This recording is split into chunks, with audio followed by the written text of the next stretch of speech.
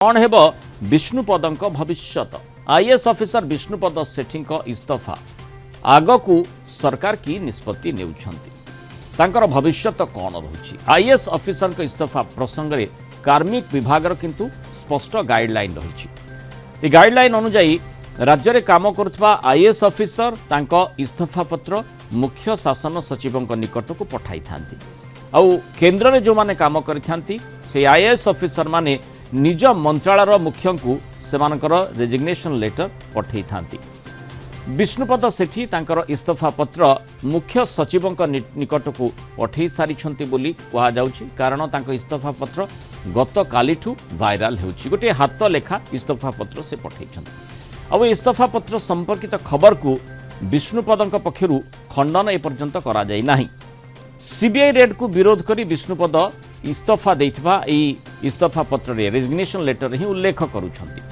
केंद्र कार्मिक विभाग गाइडलाइन अनुसार ए रेजिग्नेशन लेटर स्पष्ट एवं निशर्त कौन सी कंडीशन से रहिबा उचित नुहे निशर्त हेबा दरकार तेणु प्रश्न उठुची विष्णुपद इस्तफा पत्र एई मानदंड को पूरण करुछि कि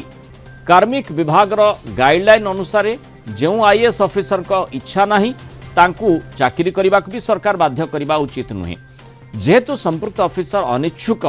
तेणु सरकार तांकू चाकरी पाई बाध्य करने ठीक नुहे गाइडलाइन में कहा जाइछि इस्तफा देबा परे संपृक्त आईएएस ऑफिसर जदि तत्क्षणात ताकू प्रत्याहार करि नियंती तेबे इस्तफा ग्रहणीय हेब नाही परिप्रेक्षी जदि विष्णुपद तांको इस्तफा पत्र प्रत्याहार करि नियंती तेबे कौन हेब ताहा मुख्य सचिवक निष्पत्ति उपरे निश्चय तेणु निर्भर करुछि अर्थात मुख्य शासन सचिव किभली निष्पत्ति नेउछंती जेहेतु वर्तमान पर्यंत जहाँ विष्णुपद सेठी जो इस्तफा पत्र देइथिले बोली चर्चा हला जो चिठीटी वायरल होछि हाथ लेखाटी चिठी रही लेटरटी रही ता तले मध्य तांकर सिग्नेचर रही से चिठीटी तांकर ना नुहे ए पर्यंत जेहेतु स्पष्ट सूचना सरकारी स्तर आसी नाही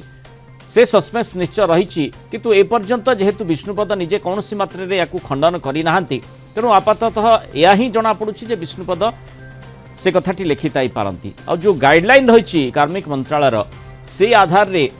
कौन निष्पत्ति नियाजिबो मुख्य शासन सचिव किभली निष्पत्ति नेउछंती विष्णुपद भविष्य तापर निश्चय निर्भर करिवो अधिक आलोचना करबा Kalinga TV senior correspondent Pritikant Nayak जोड़ी प्रीतिकांत गतकाली जो भली सस्पेंस उत्पन्न हला विष्णुपद सेठींकर जो लेटर जो रेजिग्नेशन लेटर से देथिले से वायरल हेतिला एवं ए पर्यंत से खंडन करि नांती जे ए लेटरटी तांको द्वारा दिया जाए बा से संपर्क में कौन सी प्रतिक्रिया तांकर आसी नाही और विशेष भाव में गतकाली जो सीबीआई रेड होता सीबीआई ऑफिसर सहित तांकर जुक्तितर्क होता से जो लेटर भी लिखिंट से प्रतिक्रिया मध्य देखते तांकर मान सम्मान प्रति आंच आसी जो प्रतिष्ठा से दीर्घ वर्ष चाकरी काल अर्जन करते ताहा क्षतिग्रस्त होइछि एवं यही जुक्तिटी मध्य निजर रेजिग्नेशन लेटर रे से दर्शैछंती जो कार्मिक मंत्रालय जो गाइडलाइन होइछि ताहा ग्रहणीय हेब कि एवं ताकू मुख्य शासन सचिव किभली ग्रहण करिवे ये वर्तमान समय बड़ प्रश्न रहुछि प्रीतिका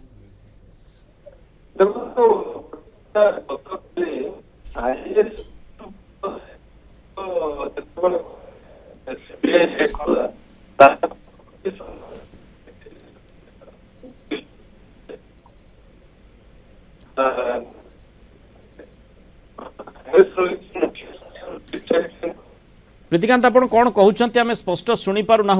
टी भल नेटवर्क स्थान को आप आसिले भल हेब किंतु कथा होची जे जो भली भाव में विष्णुपदंकर रेजिग्नेशन लेटर को नहीं गतकाली ठारू तंबी तोफान लगी रही विशेष भाव में रेजिग्नेशन लेटर यही परिप्रेक्षी दि जाइए जेतेबेले गतकाली विभिन्न स्थान में रेड करागला सीबीआई ऑफिसर माने तांको घरे तांको बासभवन में रेड करथिले तांकर भौणी को घरे रेड करथिले बोली से तांकर लेटर रे लिखिछंती बोली आमे देखिते जो लेटरटी वायरल होतिला एवं ताकू नै प्रतिक्रिया मध्य से प्रदर्शन करथिले जेतेबेले सांबादिक माने तांको प्रश्न करथिले सेही समय रे मध्य सेही प्रतिक्रिया जहाँ रखुतिले जे तांकर मान सम्मान रे आंच आसीछि बोली से मत रखिथिले तापरे परे ही चिठीटी वायरल हेछि लेटरटी वायरल हेछि वर्तमान कथा होछि जे ताकू मुख्य शासन सचिव किभली भाव में देखुंट ग्रहण करुँच कौन गाइडलाइन अच्छी से संपर्क आलोचना कर प्रीतिकांत आप गाइडलाइन संपर्क में कहते देखो गोटे कथा स्पष्ट जे गत काली जितेबाला सरकारी बासभवन रेड होता सीबीआई रेड करुला से समय विष्णु सेठी सिग्नेचर रे चीफ सेक्रेटरी को एड्रेस करा जाइतिबा को रेजिग्नेशन लेटर वायरल हेतिला। ये रेजिग्नेशन लेटर टी तांकर की नुहे सी आ ऊपर कोनोसी स्पष्टीकरण देई नांती। गत काली ठारू ये वायरल हेलानी किंतु जदि आपण देखिबे डिपार्टमेंट ऑफ पर्सनल ट्रेनिंग रो जो रहिछि गाइडलाइन रहिछि जणे जेतेबेले आईएएस अधिकारी रेजिग्नेशन दियंती को परिस्थिति रे सेटा ग्रहणीय हबो आ को परिस्थिति रे ग्रहणीय हबो नै ता स्पष्ट भाव में गाइडलाइन रही डीओपीटी रो गाइडलाइन जदि आपण देखिबे ये डीओपीटी रो गाइडलाइन को अट्रैक्ट करूची कि जहाँ गाइडलाइन रही से गाइडलाइन अनुसार ई रेजिग्नेशन लेटर टी हेइची कि ये प्रथम कथा जदि हेइची ताहाले एठी मुख्य शासन सचिव ताको ग्रहण करि नैचंती कि ना जदि करि नाहंती ताहाले विष्णुपद सेठी तांको तांकर रेजिग्नेशन लेटर टाको विथड्रॉ कर नैचंती कि एभली अनेक प्रश्न उठुची कारण प्रथम कथा होउची से जो रेजिग्नेशन लेटर टी जो वायरल होउची विष्णुपद सेठी को सिग्नेचर रे सेही सिग्नेचर रो जदि लेटर टी देखिबे सेतिरे से प्रोटेस्ट अर्थात जो सीबीआई रेड होउची ताकू प्रोटेस्ट करके रेजिग्नेशन लेटर टी से लिखिचंती किंतु डीओपीटी रो गाइडलाइन को जदि आपण देखिबे डीओपीटी गाइडलाइन कहूची तांकर जो जेकोसी आईएएस अधिकारी जेतले रेजिग्नेशन देबे सेते बेले तांकर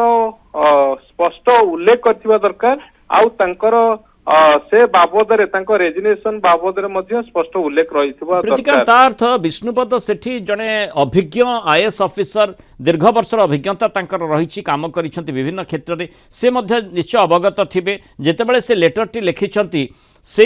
माने जोठी सीबीआई रेड को गोटे प्रोसीजर बा गोटे प्रक्रिया को से सेठी नापसंद करिसंती बोली लिखिसंती तांकर मान सम्मान प्रति आंच आसीछि बोली जो वायरल लेटर टी आसीछि तेणु से से लिखिंट बोली कह जाऊँगी तेणु अंततः माने ताकू निश्चय कार्मिक विभाग तर्जमा करुथिबो जे कौन स्टेप परवर्ती समय निया जाई पारे मुख्य शासन सचिव ताकू ग्रहण करिवे ना नहीं। देखो एठी डीओपीटी गाइडलाइन अनुसार से रेजिग्नेशन लेटर देइचंती कि ये प्रथम कथा जदि गाइडलाइन अनुसार रेजिग्नेशन लेटर देइचंती ताहाले एबे मुख्य शासन सचिव सेटा को ग्रहण करिवे कि जदि ग्रहण करिवे ताहाले एबे कथा उठुची विष्णुपद सेठींकर जदि सेटा तांकर निज इस्तफा पत्र हेई थाए ताहाले तांको भविष्यत कौन हबो ये प्रश्न तीनोटी प्रश्न उठुची ये तीनोटी प्रश्न डिपेंड करूची डीओपीटी रो आई ऑफिसर को रेजिग्नेशन संपर्कित गाइडलाइन से गाइडलाइन अनुसार ये सब कार्य गुडी को हेइची कि जो प्रोटेस्ट करिकी रेजिग्नेशन लेटर टी विष्णुपद सेठी को सिग्नेचर रे वायरल होउची ये तांकर की प्रथम कथा। द्वितीय कथा आसीबो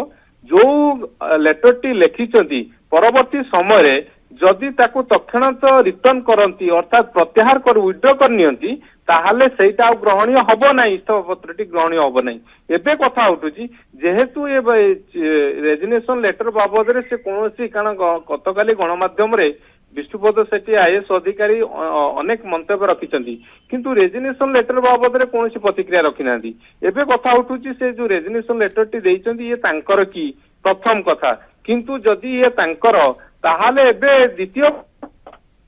कायम रहिचंती ना ताकू विथड्रॉ कर नैचंती जदि विथड्रॉ कर नैचंती कथा सरिला जदि विथड्रॉ करि नांती ताहाले मुख्य शासन सचिवों को ऊपर सब किछ निर्भर करूची। प्रतिकांत सेठी आ गोटे कथा मध्ये जेमति आमे देखुतिले आलोचना करूतिले तांकर इच्छा अर्थात जणे ऑफिसर जदि अनिच्छा प्रकाश करूछंती काम करिबा पई तांको बाध्य करा जाय परिबो नाही से क्षेत्र रे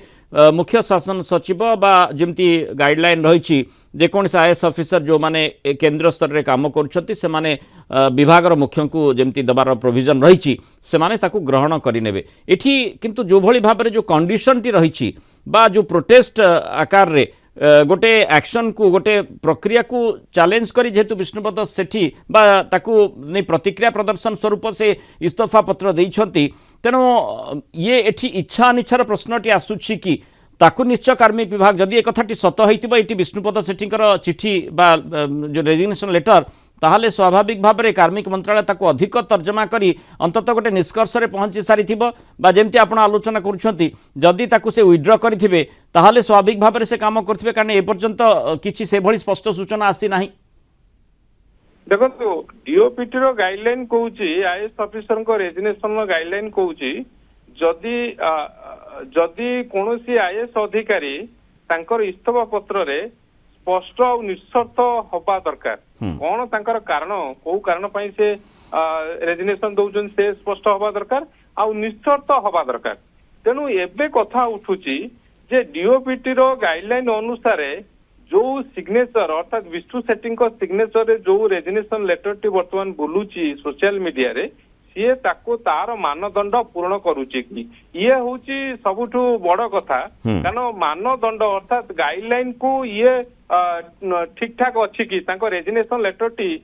ଯୋଉ ରେଜିଗ୍ନେସନ ଲେଟରଟି ମୁଖ୍ୟ ଶାସନ ସଚିବଙ୍କ ପାଖକୁ ଯାଇଛି ସେ ଲେଟରଟି ଡିଓପିଟି ର ଗାଇଡଲାଇନ ଅନୁସାରେ ହେଇଛି କି, ଇଏ ପ୍ରଥମ କଥା। କାରଣ ପ୍ରଥମ କଥା ହଉଛି ସେ ସ୍ପଷ୍ଟ ହବା ଦରକାର ରେଜିଗ୍ନେସନ ସମ୍ପର୍କରେ, ଆଉ ଦ୍ୱିତୀୟ କଥା ହଉଛି ତାଙ୍କର ନିଃସର୍ତ୍ତ ହବା ଦରକାର। ଇଏ ଦିଟା କଥାକୁ ଠିକ ଠାକ ରହିଛି କି ତାଙ୍କ ରେଜିଗ୍ନେସନ ଲେଟରରେ, ଯଦି ରହିଛି ଯୋଉ କଥା ଆପଣ କହୁଥିଲେ ଯେତେବେଳେ କୌଣସି ଆଇଏଏସ୍ ଅଧିକାରୀ ଚାହିଁବେ ନାହିଁ ଚାକିରି କରିବା ପାଇଁ ବା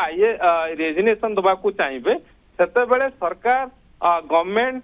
ତାଙ୍କୁ ବାଧ୍ୟ କରିପାରିବେ ନାହିଁ ଚାକିରି କରିବା ପାଇଁ। ଏ ଗାଇଡଲାଇନ ମଧ୍ୟ ଡିଓପିଟି ରେ ରହିଛି। ତେଣୁ ଅପେକ୍ଷା କରିବା ଯେ ଏଇ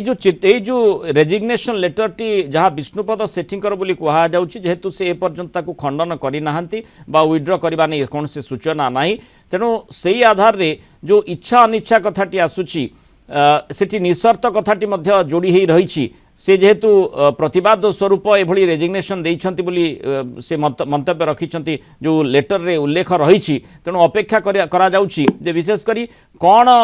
ନିଷ୍ପତ୍ତି ମୁଖ୍ୟ ଶାସନ ସଚିବ ନେଉଛନ୍ତି ବା କାର୍ମିକ ମନ୍ତ୍ରାଳୟ